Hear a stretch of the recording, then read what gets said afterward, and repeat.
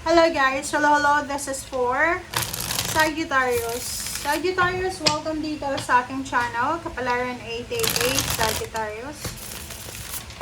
This is for Sagittarius.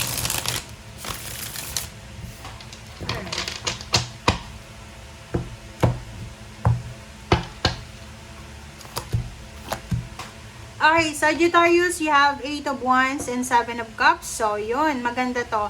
Sa nakikita ko sa iyo dito, isang balita, isang news, balita, email, chat, call, ang posibleng matatanggap mo, na parang yung message na to, or yung information na to, ay bibigyan ka ng choice and options. I don't know kung ano to. Mabilisan to napakabilis na balita, napakabilis na communication, na pwedeng magbigay sa'yo ng choices and options.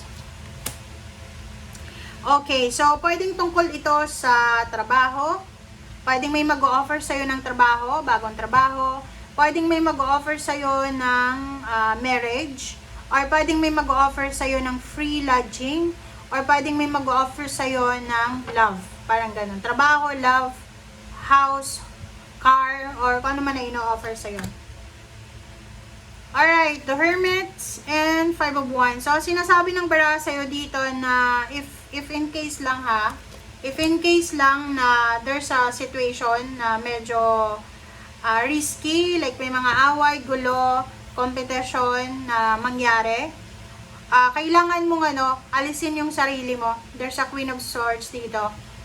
You need to release yourself sa kung ano man na competition. Hanapin mo yung kaliwanagan. Kumbaga, wag kang makikipag-away, wag kang makikipag-kompetensya, wag kang sasali sa gulo. Parang ganon. Alright, let's check. Ano pa ba?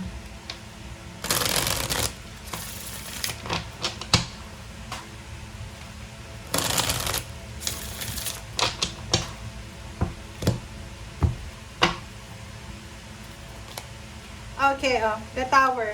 So yun, iwasan mo yung pakikipag-away, iwasan mo yung pakikipag-kompetensya. Sinasabi ng bara, just accept the reality. Okay?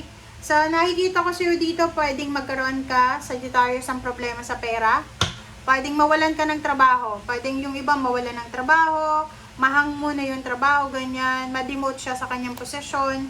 But sinasabi ng baraha, okay, yung iba mawawalan ng trabaho, pero yung iba, mabilis na recovery ito So, makakalipat ka agad sa bago mong career or sa bago mong trabaho. Love life. So, yun. There's a new love life coming. Or, there's parang ideas, opportunities na makapag-save ka ng pera. And sa nakikita ko sa'yo dito, you are strong. Lahat ng mga obstacles and challenges, kaya mong pagtagumpayan.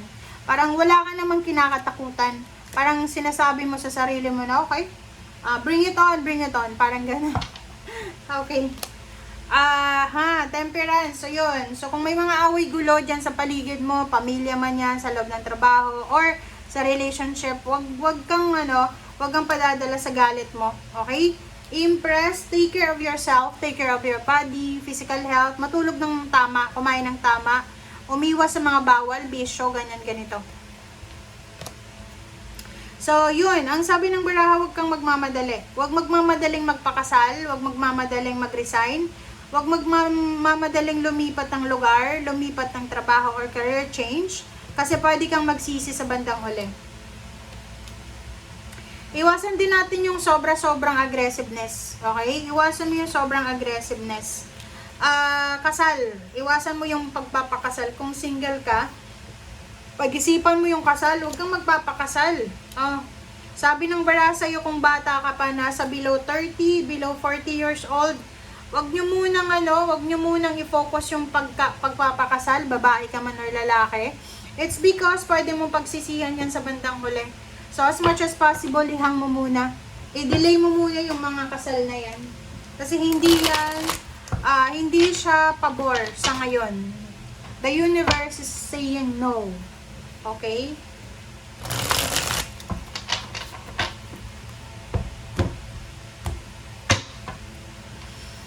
Alright, na-impress. Dalawa yung impress mo dito.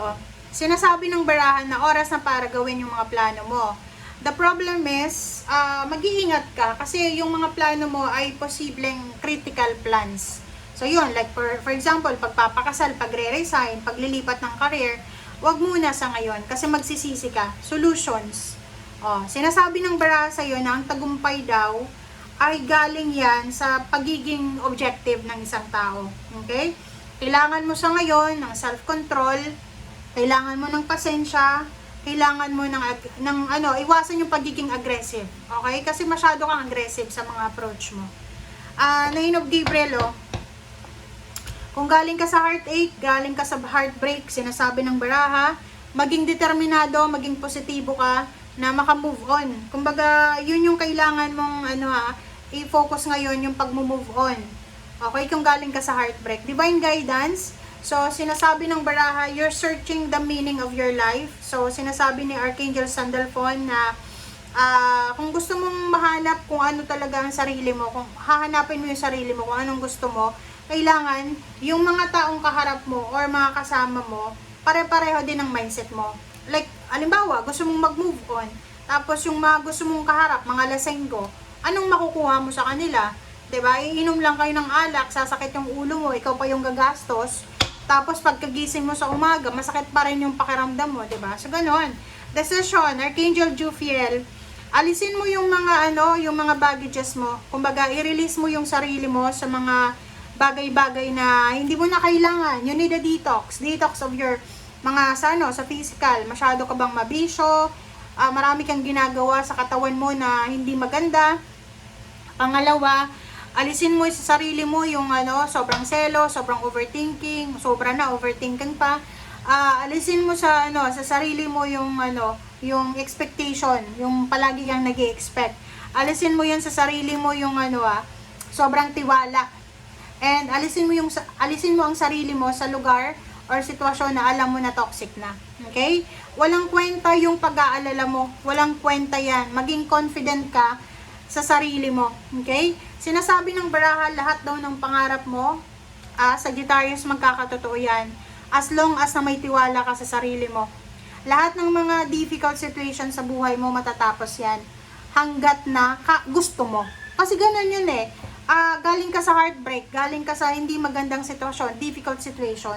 Kung gusto mong makaalis dyan, you should have your own initiative. May initiative ka dapat. Okay? Kasi walang makakatulong sa'yo kundi ikaw lamang.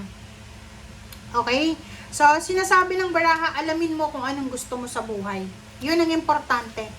Okay? New beginnings. Start a new life. Diba? Kailangan mong hanapin kung ano yung purpose mo dito sa mundo. Okay?